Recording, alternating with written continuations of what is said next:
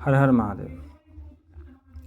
आज का वीडियो उन लोगों के लिए है जो ये हर दिन ये कहते हैं कि भारत के जेनजी सड़क पर आएंगे, उस दिन सरकार का तख्ता पलट होगा, मोदी जी को उस दिन हटा दिया जाएगा। सत्ता में मोदी जी हों या कोई भी हो, राहुल जी ही क्यों ना हो, यहाँ के जेनजी काफ़ी परिपक्व हैं। यहाँ के युवा लोकतांत्रिक अधिकार का प्रयोग करते हैं, लोकतंत्र को आगे बढ़ा रहे हैं। यहाँ की सरकार भी लोकतांत्रिक तरीके से चुनी जाती है, चलते भी हैं। अब इसका उदाहरण देखिए आप, बांग्लादेश में चुनाव होता है, चुनावी नतीजों में ये आता है कि वहाँ की बीएनपी पार्टी, जो तारिक रहमान की पार्टी है, वो सबसे बड़ी पार्टी बनकर सामने आती है। उन्हें 300 पार्लियामेंट सीट में 209 सीट मिलता है, मतलब 2/3 बहुमत उन्हें प्राप्त है। अब सबसे ध्यान देने वाली बात है कि जो वहाँ उपद्रवी थे, जो वहाँ आतंकी थे, जो सड़कों पर आकर वहाँ की संपत्तियों को लूट रहे थे, जिन्हें भारत के बुद्धिजीवी, भद्रमानुष, क्रांतिकारी बता रहे थे, उनकी पार्टी, उन छात्रों की पार्टी भी चुनाव लड़ती है और उन्हें 300 में मात्र 6 सीट मिलता है। आप क्रांतिकारी थे, आप युग प्रवर्तक थे, तो आपको 6 सीट क्यों आई भाई? आपको तो 209 सीट आना चाहिए था। और जो पार्टी पहले भी लोकतांत्रिक तरीके से सत्ता में रही है, तो उसे तो इतना सीट आना ही नहीं चाहिए था। फिर भी हुआ ऐसा। क्यों हुआ?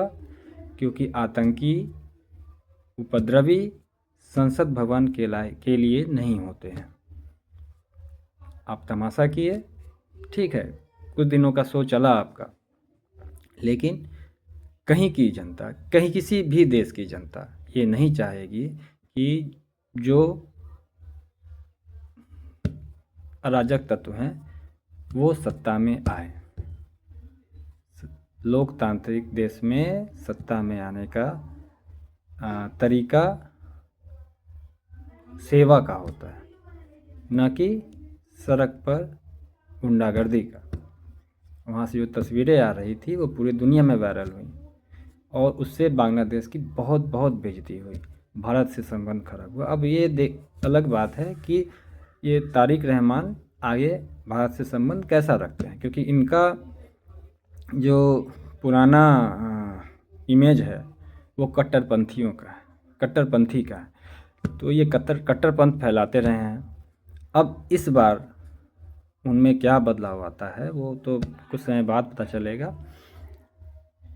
अफ़गानिस्तान में तालिबान जब अभी दोबारा सत्ता में आए तो भारत से उसके संबंध अच्छे हो गए, क्योंकि उन्हें लगा कि भारत एक उभरती शक्ति है, इसके साथ रहकर विकास हो सकता है, वहाँ सुधार हो सकता है, वहाँ कोई काम हो सकता है।